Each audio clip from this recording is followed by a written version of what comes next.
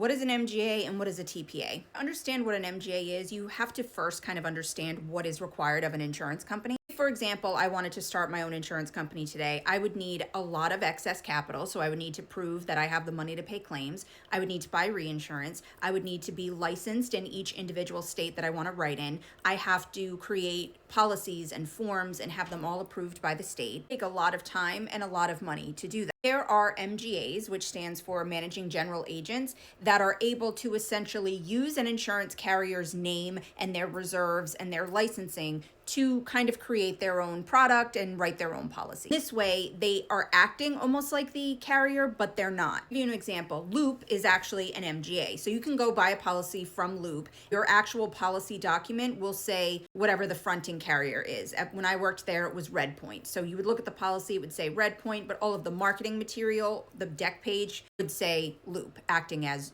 MGA for whatever company. Basically, it's a way for companies to create their own product without going through the extra time and expense of doing all the stuff that the insurance companies have to do. A TPA, on the other hand, is what's called a third-party administrator, and they're more processing side of things. People will use TPAs for claims. They could use it for policy admin stuff. They could use it for underwriting. Basically, it's a completely separate thing. They're not doing anything as far as writing the policies or acting as an agent. They are just the processing of it all. Obviously, there's more to it, but that's sort of just the high level. Hopefully that's helpful. Let me know if you have any questions.